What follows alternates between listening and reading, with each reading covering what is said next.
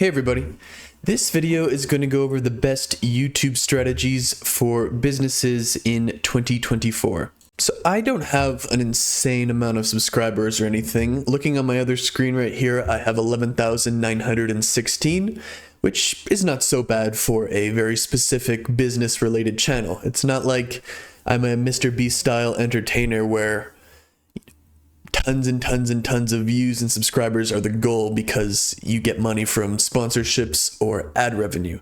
When you're doing a business related channel, like 99.9% of your income is going to come from product or service sales.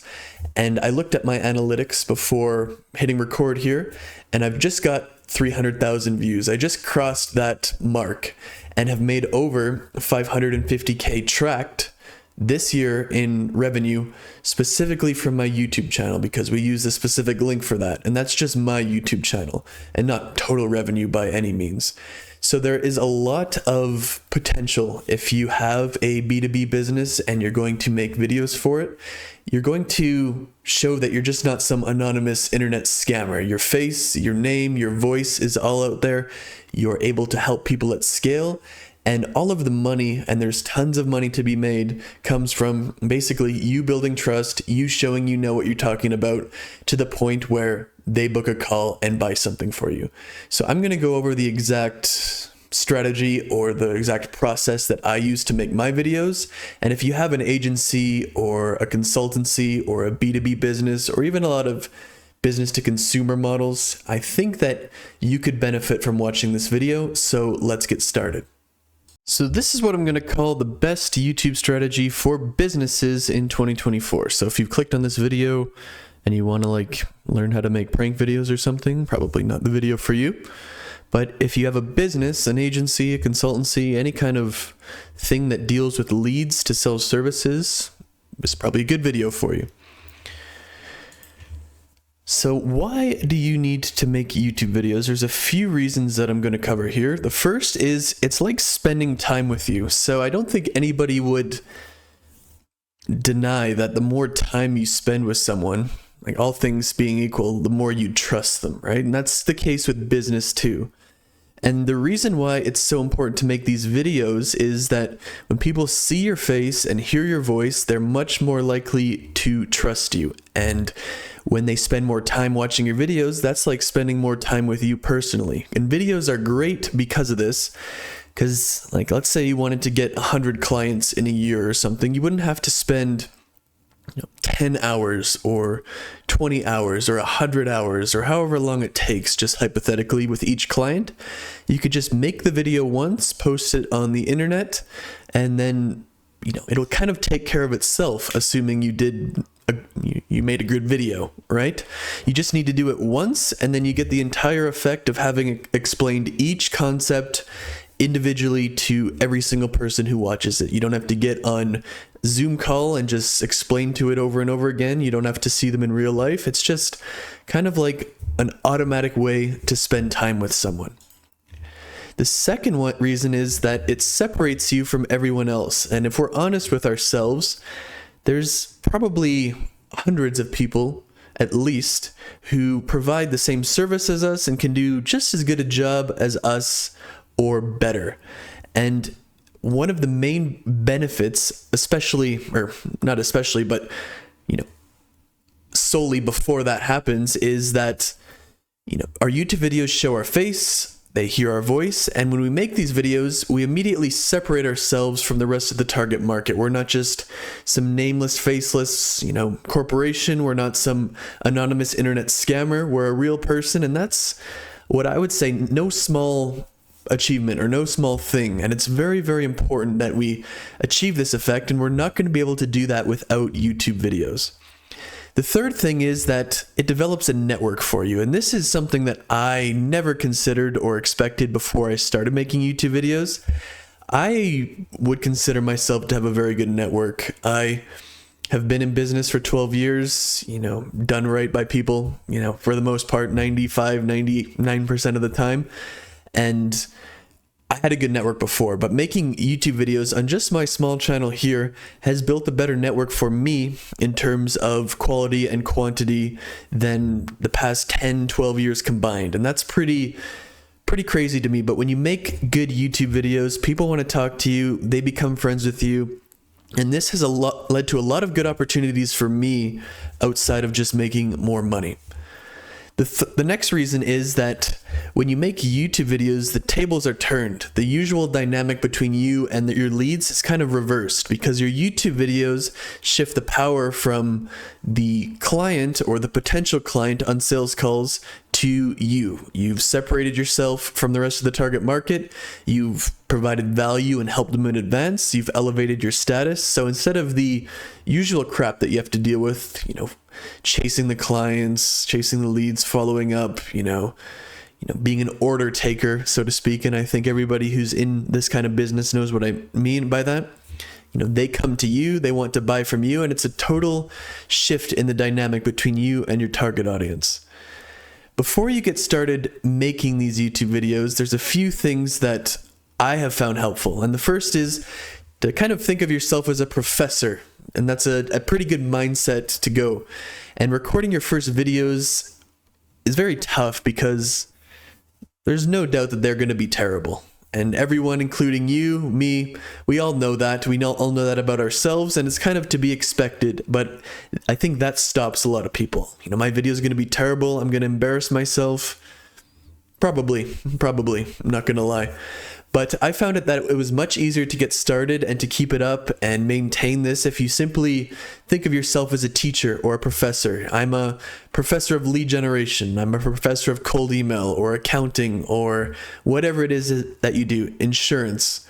And if you think of yourself that way, it takes a lot of the pressure off in my experience, because I didn't always. And some people might think I don't make good YouTube videos now, but I think they're pretty good. And I didn't always make good YouTube videos. The first few were pretty bad. And I tried a few different things, and it wasn't until I started to just let go and think of myself as a teacher that it just became a lot easier. The next thing that I'm not mastered, and I'm trying my best, and I think trying makes it worse, so to speak, is to pretend that you're talking to a friend when you're speaking on camera. And I have a long way to go in terms of speaking naturally on camera and stuff, but I'm 100 times better than I was when I started. And talking to a camera just feels inherently different than talking to another person. There is no denying that, and it is a skill that has to be developed. So something that helped me is to try and pretend that I'm just talking to one person. That could be a friend, that could be an employee, and you're kind of going in the mindset that you're recording this training for an employee or something like that, and it's been very useful for me. The next thing that I think is super important that I'm going to try to implement for myself a lot more is the 10,000 iterations rule. So something that I heard recently is something to do with the 10,000 hour rule. And if you've ever read the book Outliers by Malcolm Gladwell or just heard of it, basically means or states that to become an expert in anything, whether that's, a world-class athlete or painter or whatever, you need about 10,000 hours of practice. And I've always known that rule. I've read that book and I've heard that over the years. But the thing I heard recently that I really liked that I'm going to adopt for myself, and I'm going to try to I've tried to do that with this video, and especially the ones going forward, is not view it as 10,000 hours of practice, but 10,000 iterations. So it doesn't matter how bad your videos are at the beginning.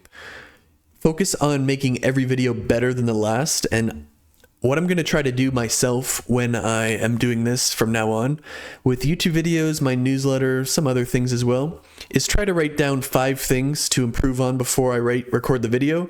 So for this one, trying to sound more natural, trying to have a better presentation that flows better, trying to have some examples, trying to have a better thumbnail, and then just trying to use the word those filler words, less frequently.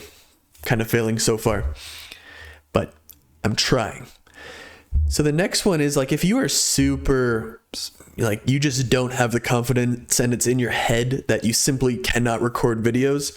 Something that I found from, I can't remember, somebody on Instagram or YouTube is the random word generator method. So go to randomwordgenerator.com. So I just pulled it up here. So we want to choose a word. You can sort by, whatever kind of verb, for example. So tour. And then just take your phone like this, obviously my phone here, and, hold it like this or put it on a tripod or something. Make an unscripted 5-minute YouTube video talking about the word, just winging it, just improv style. And if you do this for 30 days or 30 videos or even a few videos, to be honest, your confidence and your ability to just speak like I'm speaking now. I don't have a script. I'm talking over some slides here, but it's not like I'm reading word for word. Your confidence, your flow, your just ability to think and talk on your feet is going to be 10, 20, 30, 100 times better just, if you do this for a week, let alone 30 days. So if you're really having trouble, I think this is a good option for a lot of people. The final thing here is that I'm of the opinion that when you're first starting, you should not have an editor and it should be full length, just raw footage. The reason for this is I think that you have to learn how to make interesting content and speak in a way that's watchable or captures the audience's attention before you rely on the fancy editing tricks and retention strategies and heavy script and all of the visual aids, I guess you could say. I don't know how you want to put it. And the reason I believe this is if you just start with super fancy editing, which undoubtedly works, that hooks people's attention, keeps them more interested, all of that kind of stuff. But if you rely on that too soon, and in some ways you're kind of building a sloppy foundation, you're building sloppy habits. And if you rely on all that stuff, you may never develop the skills, the speaking ability, the ability to make interesting content, the ability to be a good teacher properly, and that will be a limiting factor for you down the line. It's kind of like taking steroids. If you go to the gym and you start steroids from day one, you might not even need to learn how to use proper technique, how to train with the required intensity, all that kind of stuff, just because you are enhanced. And I really view that getting an editor at the beginning is kind of like that. So you need to be able to talk to people properly first. You need to be able to make good screen share assets, good presentations, whatever style you choose.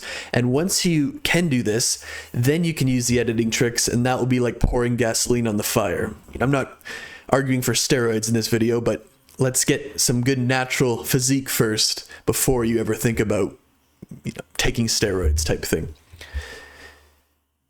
90% of the growth, sadly, is from going viral. Like if we go to my channel here, I had one video that got 130,000-ish views, and the rest get like 1,000 to 5,000. There's a few outliers, but that's just kind of how it is. And I've talked to a lot of people, and that's seems to be the same for everybody. So most of your growth, most of the subscribers, most of the money you make, most of the views, all of that kind of stuff is going to come from going viral. And the only way to go viral is to make a great video.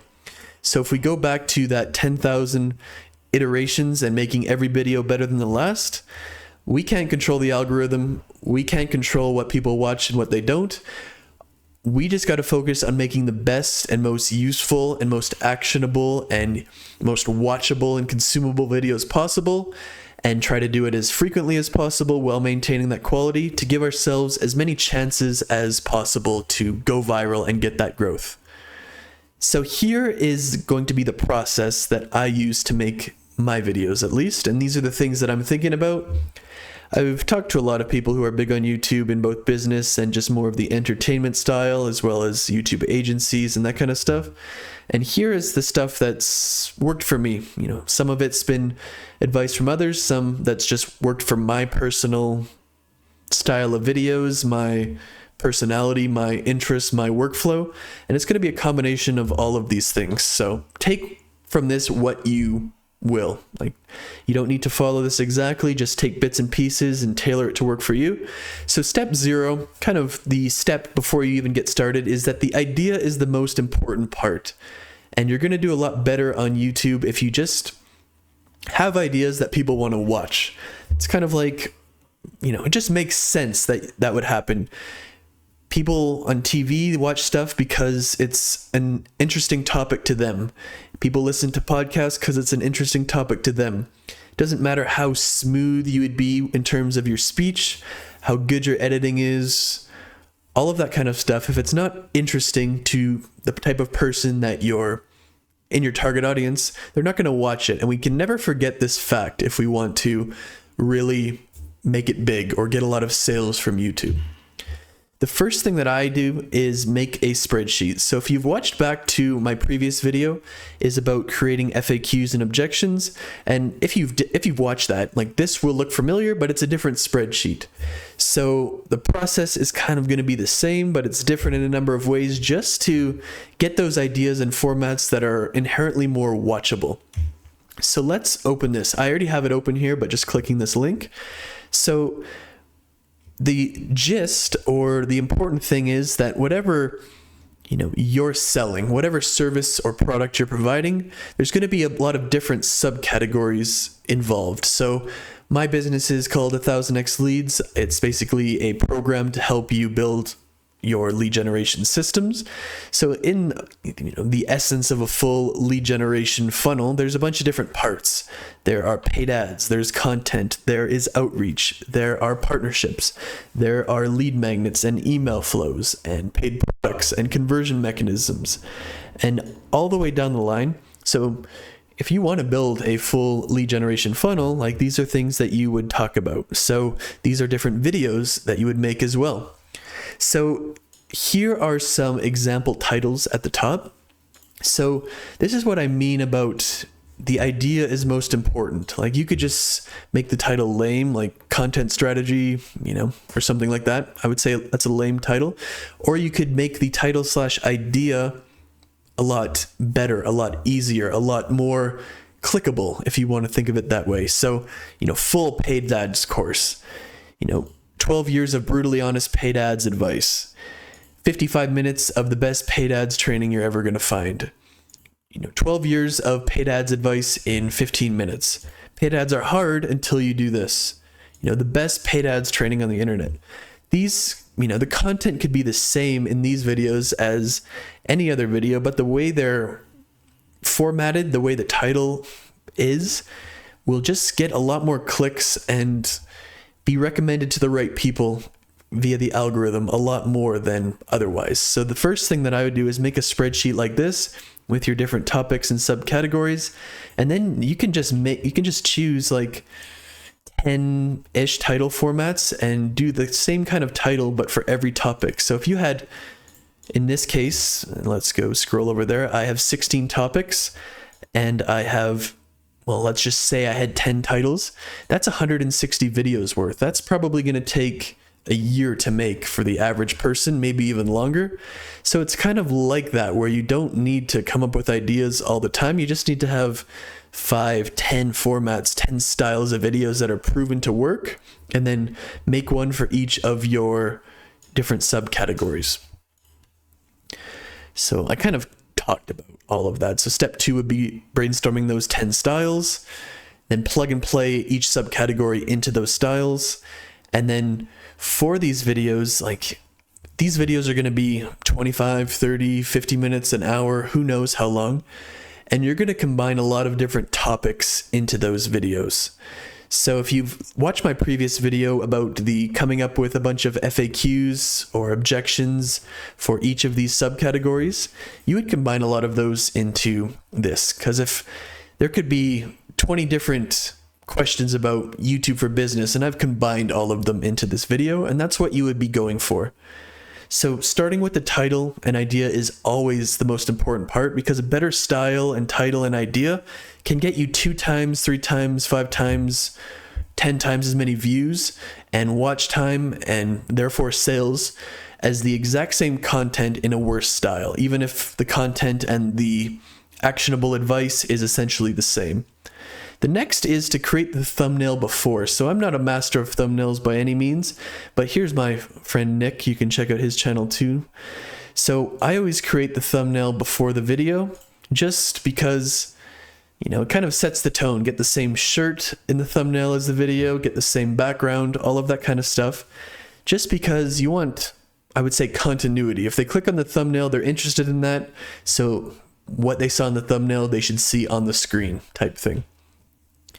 The next step is to create the screen share assets. So I created these slides that I'm showing you right now ahead of time. Usually I can get them done in an hour. So I'll set aside an hour in the morning to make the slides or the Miro board in some videos, and then record the video in another 30 minutes to an hour, and then get it posted. And that might seem like a lot of time to people, but this is the work. This is what is going to build your business. The busy work, the meetings, all of that kind of stuff is not going to get you where you want to go. You need to set time to prioritize this stuff every single day, or else you're not going to grow your business in the way that you want to.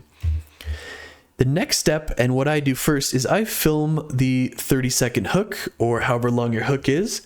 So similar to how we want to format our title and thumbnail to get clicks and to make it clickable and interesting, we also want to focus more on the first few seconds and then the first 30 seconds as a whole. Because if we can really nail the first 30 seconds, this is based on a lot of YouTube data and all of that kind of stuff, if we can really nail the first 30 seconds of the video, the amount of people who watch the full thing is going to be a lot more. So if you want to go into your YouTube analytics, or if you don't have a YouTube channel and you go to 30 seconds, you can break it down by new and returning viewers as well, where you can see what percentage of them made it to the 30-second mark. And YouTube has all that data. YouTube's as part of Google's billions and billions of dollars and probably billions of videos at this point, and they know what works and what doesn't.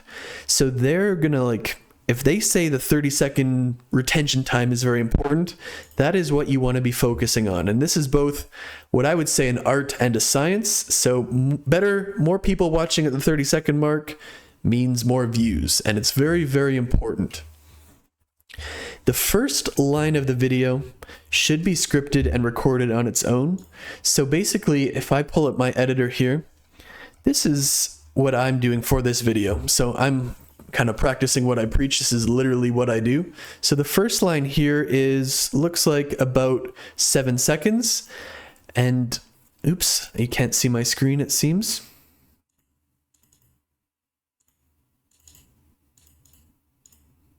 There we go. So if you look at this is me editing the video. So I've recorded my first line here. It's about 7 seconds. And then I recorded the rest of my 30-second introduction, if that's what you want to call it. And then after, I'm going to upload the video that I'm filming right now and put it here and then export it. And that's kind of all there is to it. It's not overly complicated, especially when you're making business videos that, don't need to compete with the goldfish brain of people who just want to be entertained. One thing that I think is very important that I heard from a YouTube strategist is that you want to establish singularity in the first 30 seconds. And what he means by that and what I mean by that here is not a dictionary definition of the word singularity, but what we're trying to convince them in the first 30 seconds that we are the singular source for this information anywhere. They can't get what we're going to give them anywhere else. And if we can convince them of that in the first 30 seconds, they're going to watch the video. They're not going to click away, try to find another one. And subtlety is your friend here. If you're trying way too hard, it's kind of like manipulation at that point. And if they notice the manipulation, that's not going to be good either. But establishing singularity will make all of your competition and all the other videos irrelevant, and you are the only source of this information that they are looking for. The next thing from the same strategist is to create an unfinished loop. So if we can create an unfinished loop in the first 30 seconds, and what that basically means is, not teasing them, but presenting something that invokes and creates curiosity. So to get the answer to that, or to get closure to that, or whatever, they simply must watch the rest of the video. And that's something that I think is a good piece of advice too. If you can establish singularity and an unfinished loop in the first 30 seconds, That's all you need to do, really, in my opinion, especially for these business to business style videos. Next, we're doing what I'm doing right now. I've recorded my 30-second hook. Now I'm recording the rest of the video. You can see that on my screen, maybe, if I am able to change to it, which I'm not. But trust me, I'm recording this right now. So you're going to have somewhat of a script if you have a video like me where you're screen sharing over an asset like this. So it's not like you're just winging it completely, but it's not like you're reading from a teleprompter word for word either. So it's largely unscripted, unedited, and filmed in one take, one go, whatever you want to call it. And something that has really helped me, even if you don't do the full thing, is if you can, and you have the time, practice like making this video as a dry run beforehand, where you just go through your slides, go over your Miro board and speak it out. And if you do this 2 times, maybe 3 times before, depending on how long your asset is, your video is going to be 10 times better from your ability to speak and do it naturally. So I've done this, I've read this video twice out loud before I'm doing it. And regardless of what you think of how I'm speaking right now, this is way better than if I didn't do it at all. So, and you'd almost be shocked. Your brain will become more familiar with what you're talking about. You're going to stutter less, sound more relaxed, and it will be a lot better. And remember the 10,000 iterations. If a video is just 10% better than it would have been, it can get 5 times the views, and it's worth it to do this if you have time. Step number 8 is edit the video. So if we go back to my other screen, oh, not like that. If we go back to my other screen right here, not like that again. Okay, we're just not going to go back to my other screen. All you got to do is put the first line, the 30 seconds, and then the rest of the video. And it's really that simple, but it's worth filming the first 30 seconds separately just because of the disproportionate or outsized role that plays on the success of retention and the video. So you can use CapCut, free to do, free to use. It's made by ByteDance, which is the same as TikTok, or you can use Adobe, or whatever you want. Doesn't really matter. But there's a lot of free tools and you can learn pretty quickly. You don't need an editor to splice 3 videos together. You can do it yourself, trust me. Next is posting your video. After the video is fully filmed and it's edited together, the next step is obviously to post it, right? But before you do, make sure it passes the title test, the thumbnail test, the hook test, and the description and pinned comment test. I'm going to get into these. So the title test, your title must give them a reason to click. If it doesn't, it's not a good idea. It's not a good title. So, 12 years of brutally honest paid ads advice, that gives them a reason to click. 12 years worth of advice, it's brutally honest. Very good. Thumbnail test. If it doesn't give them a reason to click, it's, not a good thumbnail either. A lot of people won't read the title. They'll just kind of scroll until they see a thumbnail that appeals to them. Your thumbnail must give them a reason to click, just like your title would. For the hook test does the first line tell them what the video is about? Do you establish singularity in the first 30 seconds? And do you have an unfinished loop? And that's the 30-second hook test. And then the description and pinned comment test is, if you're doing business related videos, you're going to have some sort of opt-in or lead magnet that you want them to download. So do you have this in the first line of your description so people can see it without having to click more? And then do you have this pinned in your top comment? And it's just kind of a matter of yes or no at this one, but it's really going to get you more opt-ins and get you a lot more business than you would have otherwise. For your analytics and feedback, once you've been posting videos for a while, I think that analytics and this stuff is important, but, take all analytics with a grain of salt, and not because the analytics are wrong, usually the exact opposite, but the problem with a lot of data and analytics in YouTube and just any part of life is that there's a huge potential for user error. So 10 people can look at the same data and come to 10 different conclusions, and it's really insane to think about that a huge percentage of the time, user error is so bad when you're reading analytics and data that the reader of the data comes to the exact opposite conclusion as they should. So use the analytics, learn to read them, but pair analytics with common sense, and you can never go wrong when you do that. It's when you don't pair analytics with basic common sense that you get into trouble. This is the retention graph that I was talking about. So if you go into your YouTube channel, and I did that before, if you really want to, like, a worthy goal to aim for is we want 60% of new viewers to make it to the 30-second mark and 75% of returning viewers to make it to the 30-second mark. Returning viewers are always going to make it further as a general rule, just because they are probably subscribed to you and watched your videos before.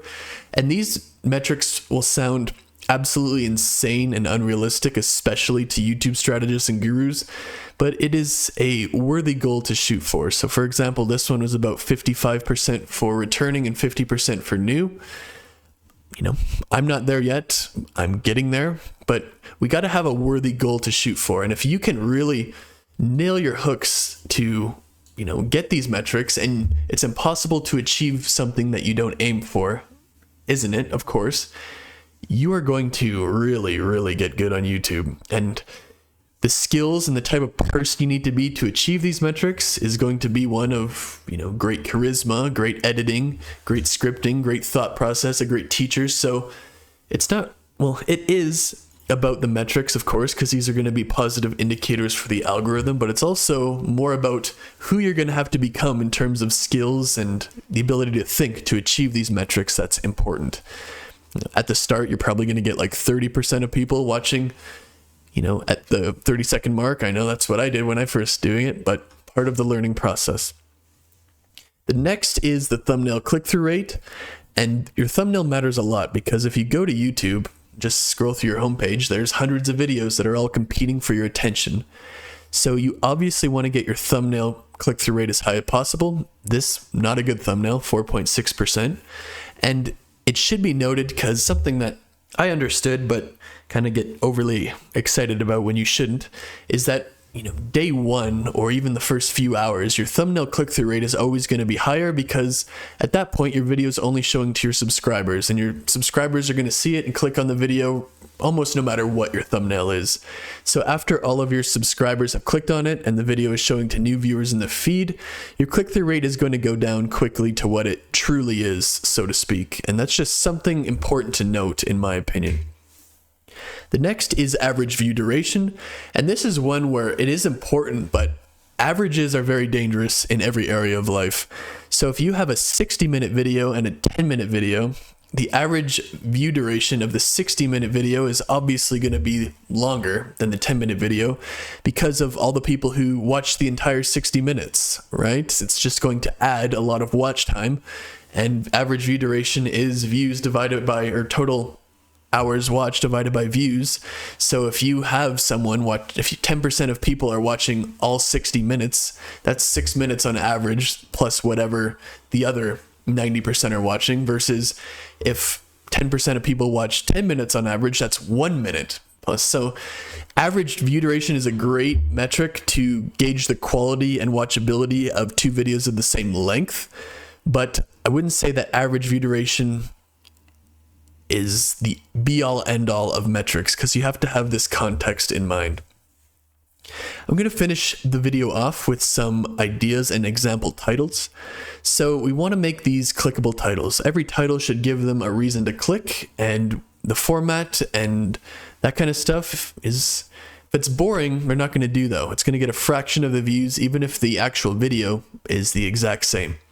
So a good one is why your X isn't getting results, you know, why your cold email campaigns aren't getting you X clients per month, the simple step-by-step process to achieve whatever, how this thing gets me, you know, my dream outcome. X is hard until you see this. YouTube videos are hard until you watch this video you're watching right now. That would be a title.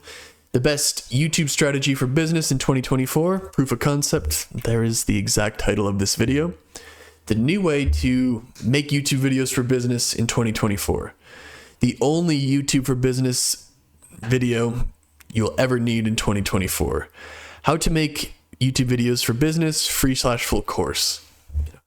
full YouTube for Business course for 2024. If we're just applying the title of this video, YouTube for Business complete tutorial. The easy way to make YouTube videos for business that get a ton of leads. You get the picture. And these are just some title formats that have proven to work well that I've seen in the business niche and that people have sent to me and that I've used before. So if we go to the too long didn't read version, the basic summary of this video, the idea is the most important part, and just starting with a better idea is going to get a better result. Make every video better than the last. No matter how bad you are when you first start, every video should be better. Talk like you're talking to a friend as best as you can. Focus on the content and making good content that's valuable and useful and actionable and makes people trust you. Don't focus on the editing. And YouTube is going to help you stand out and from the hundreds of people that do the same service as you and probably the same quality. And it's going to turn you from that nameless, faceless corporation or that anonymous internet scammer to a real person that people can trust. So if you like this video, like, comment, and subscribe, and I'll see you in the next one.